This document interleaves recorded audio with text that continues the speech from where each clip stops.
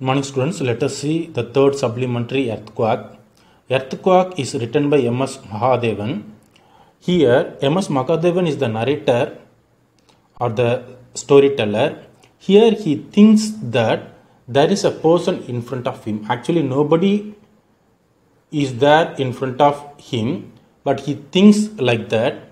Then he greeted him, the traveler, and he said that the traveler looked tired and cold. Then the narrator asked the traveler whether he was the stranger to that parts and whether he was waiting for the bus to Badrinath, and he asked him whether he was a pilgrim or the visitor. Then anyway, he might be a stranger or he might be a pilgrim or visitor. He asked him to come to the tea shop which he has owned in Garhwal. Then they reached the tea shop, and the narrator was carrying that can of milk to the tea shop because he was the owner of that tea shop, and he told him that within 10 minutes he would have a fire going. Then the traveler can warm himself. At the same time, the narrator would prepare him for the best cup of tea in Garhwal. Then, as I said in the earlier, the traveler looked tired and cold, and pinched blue look from his face. Then they almost reached that place, and the narrator asked him to take a comfortable seat on the wooden bench. The wooden bench and the dwelling, it looks rickety. Rickety means unbalanced. It can fall any time, but he said that it would hold the traveler's weight. Then the narrator introduced himself that he was called Bridge, and he was 17 years old now. Now he is 17 years old, but he started that tea shop 2 years ago, which means when he was 15 years old, he started the tea shop in Garhwal. Then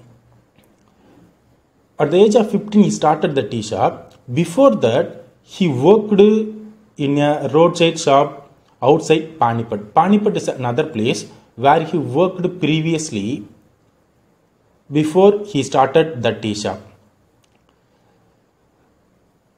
In Panipat, he had experienced the heat, the crowd, the pollution. It was all too much, he said that, and he had saved most of his earnings from Panipat, the roadside tea shop. Then he had come back, and with a little help from others, he started that tea shop in Garhwal. Then with the help of God, he had decent enough livelihood. Then on saying these kind of things or introducing himself, he prepared a tea, a strong sweet flavored with cardamom, and he has given to the traveler and asked him to have that tea. Then he said that it was his daily routine. Daily routine means he would carrying the can of milk to the tea shop, and he gets ready with the tea every morning. Then he would close his shop and walk back 3 miles to his dwelling to the hillside. So there is a 3 kilometers between his tea shop and his dwelling. Dwelling means his home. So it was his daily routine, and he said about his village. Initially, he told about his name and his age and his profession, but now he is saying about his village.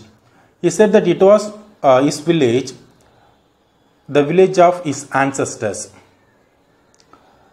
and the village is no more. The village name is called Molti. The Molti was gone. Then he asked to himself, what happened to my village? Now he is 17 years old. 4 years ago, in the month of October, one night the village had earthquake and tremors. Tremors means a slight earthquake is called tremors. They had that kind of tremors very often, and it was very common in those parts. And he says that the snows may seem eternal and Himalayas may look solid, but the truth is Himalayas is a very strong one, but under that Himalaya they had a common earthquake very often, and they used to have these kind of tremors, the narrator said to the traveler. Then he started to explain about the earthquake. That night was more than that. Every time they had earthquake, but the 4 years ago they had earthquake, it was more than the previous ones. It was a terrible earthquake they had that time. Then the earthquake effects were felt as far as Delhi and Lucknow, which means it is very far away from Himalayas, but the earthquake affects those places like Delhi and Lucknow. And the narrator asked the traveler whether he could imagine the devastation at the heart of earthquake. Then he started to explain the earthquake. In that place, there were 620 villages in the valley, which means the ancestral village. Around that ancestral village, there were 670 villages. The effects of earthquake, 602 were destroyed.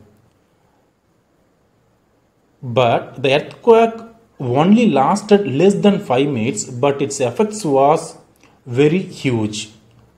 So that time, so to set these centuries old mountains crashing, to reduce their village to rubble, to stuff out hundreds of lives. So there were people died, there were people suffered from the earthquake, and 602 villages were destroyed because of the earthquake. Then he said that it was a good chance that he was away that night. Even though his village had earthquaked, but fortunately he was not that place at that night, because he had gone to Pori to buy his school books.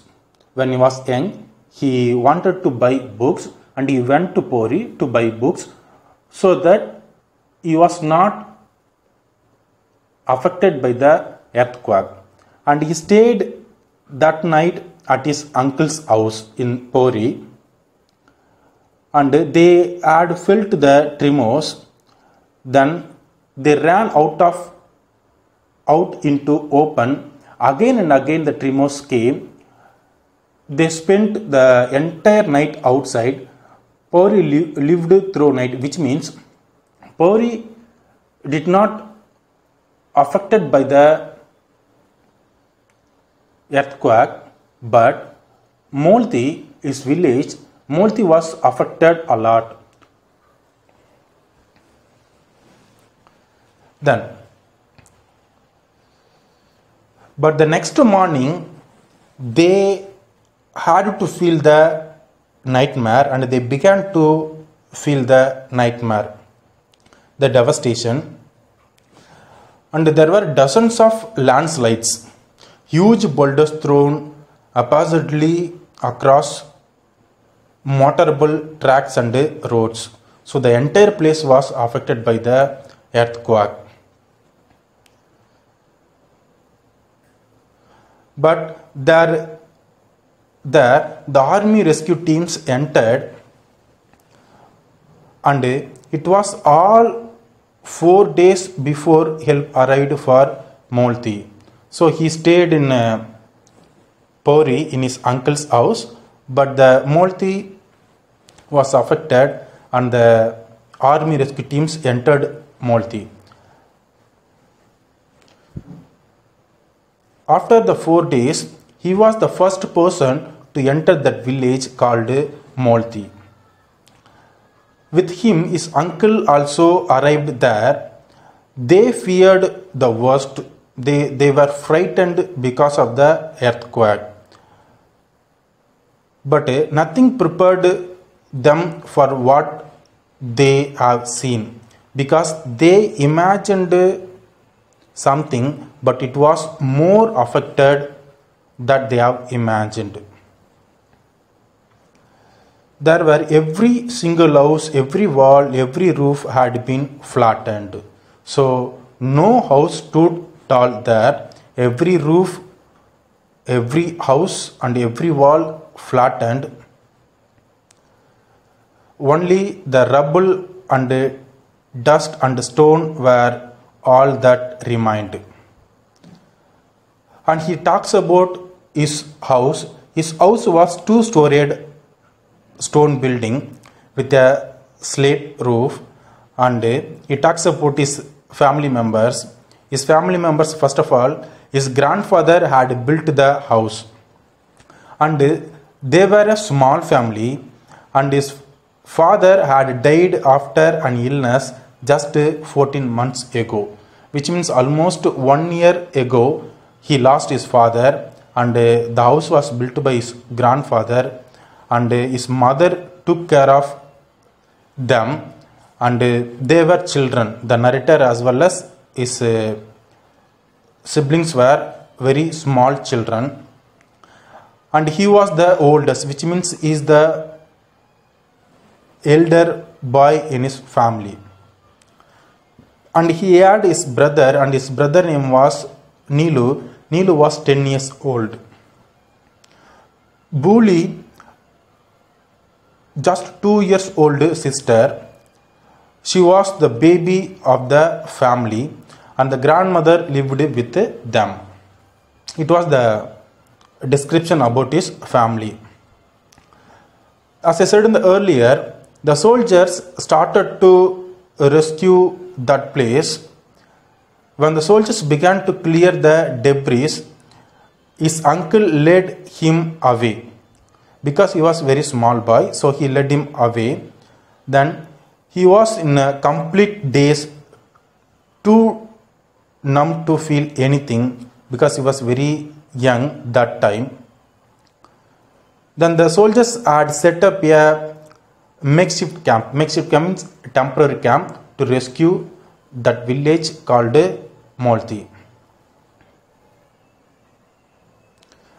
At that time, someone has given him tea and biscuits. He ate those tea and biscuits, and he did not know how long he was there, because he was very confused at the time. And suddenly it was evening, and his uncle was standing beside him. The soldiers have taken the bodies to the river bank, and the soldiers said gently, one of the soldiers said gently, and asked him to come, because he must perform the last rites before sunset, which means he lost his family members were dead. So one of the soldiers called him and asked him to perform the last rites before sunset, and said that the next day they would go back to Pori. And he had last seen his family while leaving for Pori, They stood at the doorway and waved, which means they bade farewell when he went to Pori. His mother, grandmother, his brother Neelu, and Bewley. Bewley is sister, 2 years old sister. That was the way he would always remember them. When he went to buy books, school books in Pori, he had seen only the family members like mother, grandmother, his brother Neelu, and his 2 years old sister Bewley. He always remember them, that kind of situation.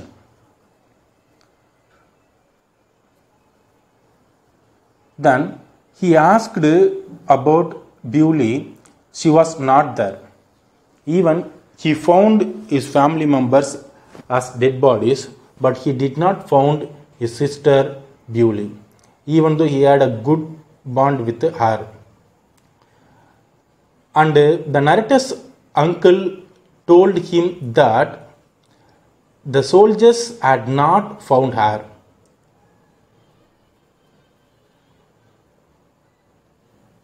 And his uncle informed him that she might be dead. But the narrator said that even though if she is dead, they must find her to pay the lost rights for her. Then his uncle pleaded him to get a grip on himself, but it was beyond reasoning. He had to find his sister, so he ran back to the village to spot where his house had stood. And he found that there was still too much debris, and he was scrambled around shifting the earth and the stones. Earth and stones means the land. He was searching for everywhere, but he could not find her sister. Then, for a long time, he was on his knees, searching, crying and searching. He always searching for his sister and also crying because of her sister. He could not find her. And the one soldier, he raised his voice that it is no use. And he looked up to the army soldier, because the speaker was the army officer who had supervised the relief operation that place called Molti. And the army officer informed him that there was no one alive, and he asked the narrator whom he was looking for, whom he was searching for.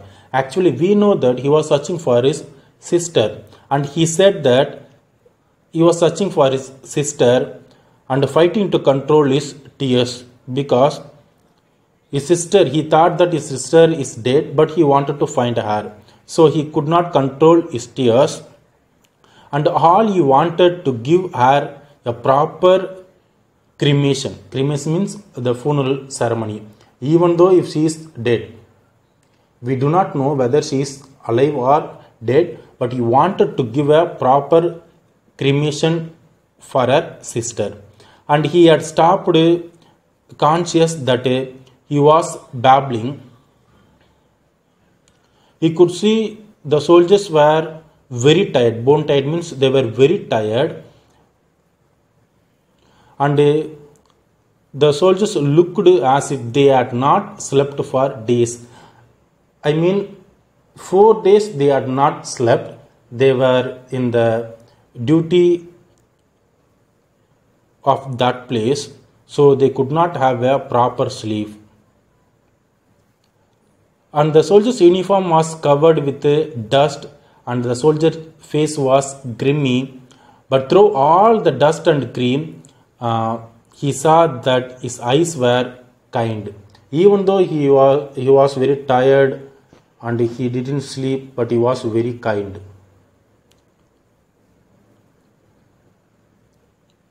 Then the officer said that softly, "Is man had been on their feet for days.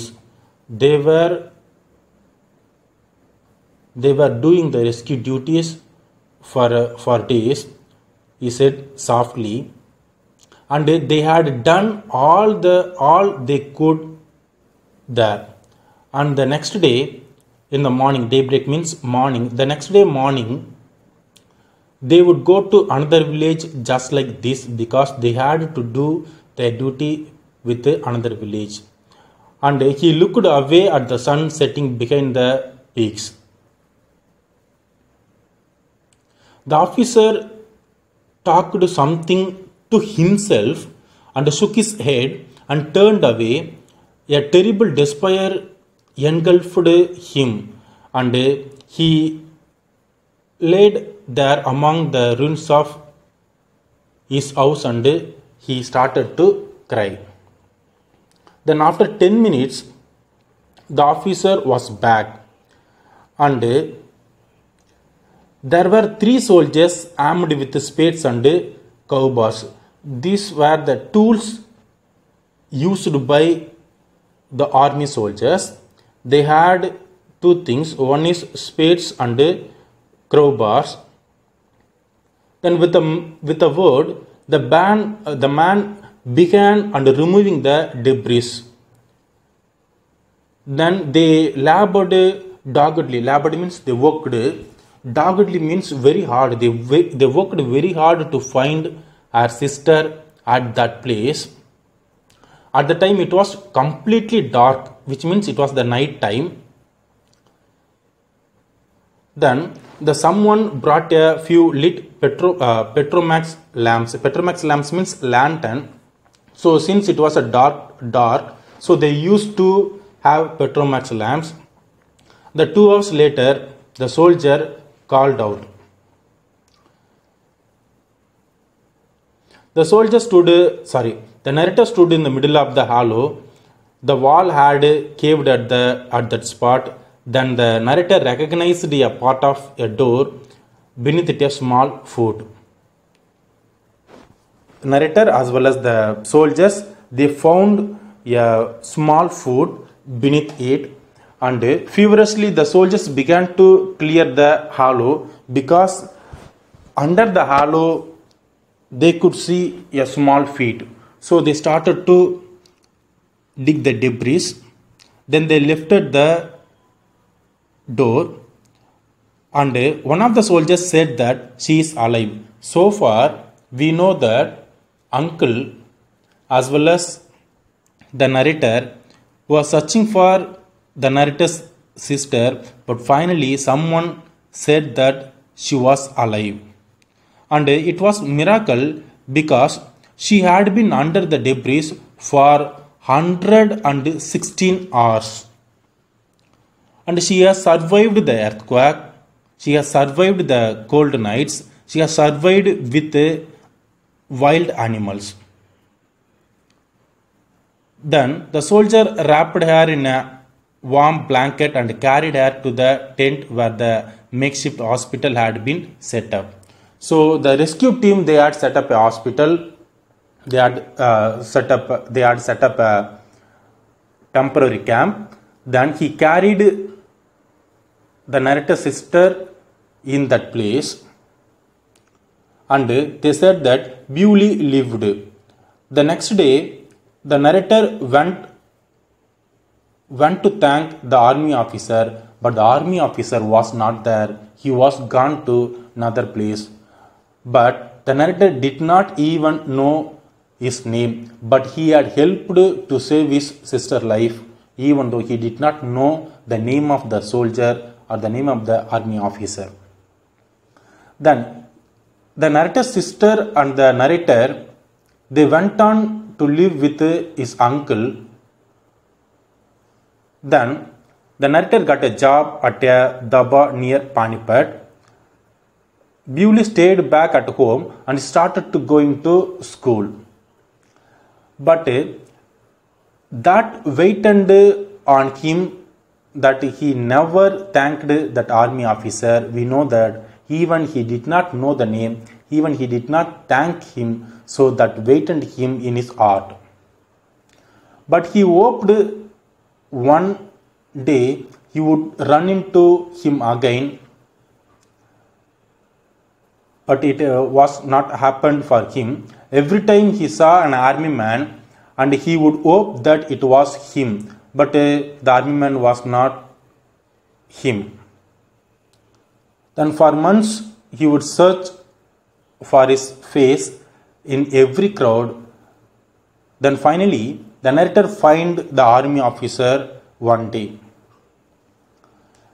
It was late at the winter's night, which means it will be very dark, so that he thought that it was that army officer. So he wanted to thank him, he wanted to know his name, he wanted to give credits to him. Then a man got out. He looked familiar. When he stepped into the light, the narrator saw that it was not him. He thought that it was the army officer, but finally it was not the army officer, and someone who bore a strong resemblance like the army officer. Then that man was tired, and the narrator asked for a cup of tea, and the narrator served him, and he felt that strange lightedness finally, this sense of joy. Then finally he felt very happy. He was delighted to serve him a coffee, because he looked like the army officer, because he had a more and strong resemblance like the army officer. So his heart felt lightness. After drinking the tea, the man offered to pay, but the narrator did not take the money. Then the next day, almost every day it happened again and again. Every day he would see someone, a complete stranger, a tired traveler, who reminded him of that officer. So he gave all the tea free to the strangers, travelers, because the strangers and travelers, they looked like the officer. So he gave tea to them.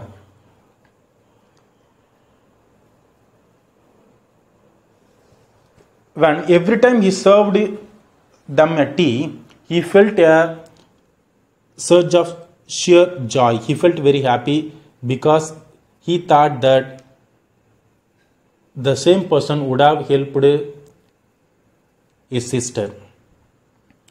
Then after a month later, he quit his job at the shop and returned to the mountains, which is called now the Badrinath. Then finally he thought that the shop owner was quite relieved, because he had met every time a stranger or a traveler or a person, then he gave or he offered him a tea without getting the money. So he thought that the shop owner was quite relieved when he quit his job.